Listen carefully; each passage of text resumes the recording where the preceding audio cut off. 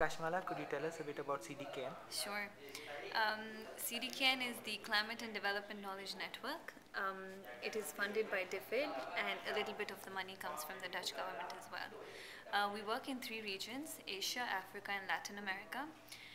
Within Asia, we have subdivided into South Asia, Southeast Asia, and Central Asia.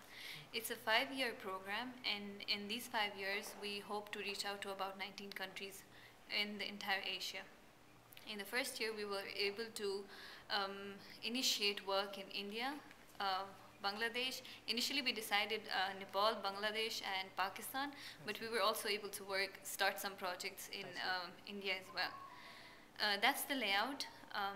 There are some areas that we have identified as well that we'll be working in. For instance, but not limited to, of course. Yeah. There's water, disaster risk management, and other issues such as the low carbon growth and urban development.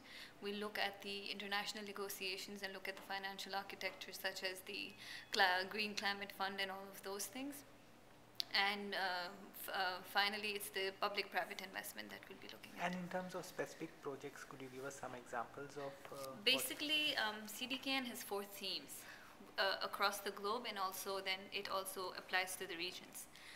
We have research, technical assistance, knowledge management, and partnerships.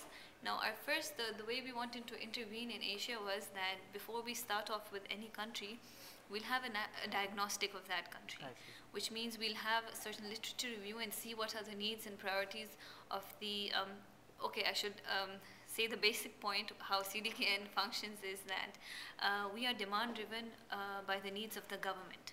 Yeah. So whatever that a government requires in any country, that's our starting point. Right. So if we were supposed to, the idea is that we reach out to those governments and ask them what they require. And that's what we call the diagnostic. Now, from there on, from that, they will give us priorities within research, knowledge management, technical assistance, and what sort of partnerships they require. We did the same for Pakistan and Bangladesh. We're in the process. Some ideas have come out. Like, for instance, we went out to Nepal and said we want to conduct this and to see what projects to bring out. And the response of the government over there was that we've already prepared our NAPAs, National Plan of Actions, nationally appropriate plan of action. And in that they have, if I'm not mistaken, they've quoted around lots of projects. It's a wish list. And they've quoted about $328 million. Now, obviously, we can't put in that amount of money, but we extracted a few projects, a certain knowledge management hub that they wanted to prepare, initiate. They have a center, but they wanted, obviously, to pump in some money and to get it more robust. Now, so that's where we are funding such a cause. I see. Since this, job is quite political in the sense that it's a tug of war at the global level, negotiations are involved. Would the South Asian countries be open to accepting your advice and seeing it as something beneficial, or would they see it as a gift horse? I'll give you an example from Pakistan. Yes. For these negotiations that we had in Cancun this year, what happened was that we went to the government like we do with CDKN, and we said, what do you want? And the focal point for international negotiations in Pakistan is the Ministry of Environment. And they said, look, we need your help we have a delegation that goes of 10, 15 people, but we have limited capacity to take more experts. Now, negotiations are not about the political people that you take. Yes, given, but you also need to have the experts. Technical people who will tell you what you need and what you need to negotiate for. What it means. What it means. That was missing in the Pakistani context. So they came up to us with a request for that. So we were able to do 3 things.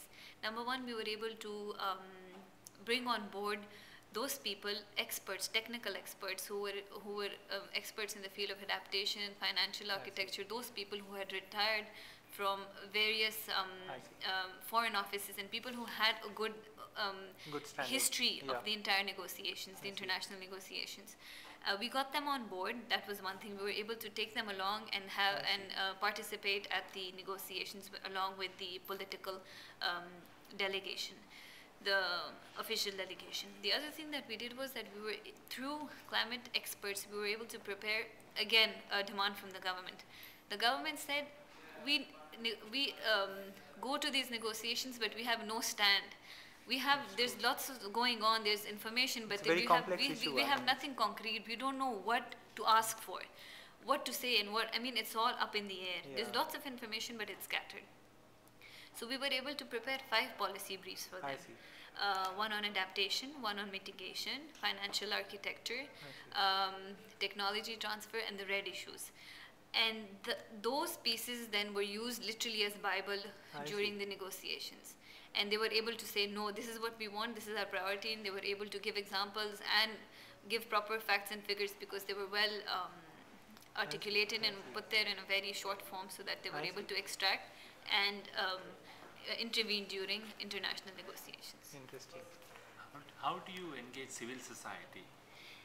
Basically, the idea of CDKN is to work with the governments specifically.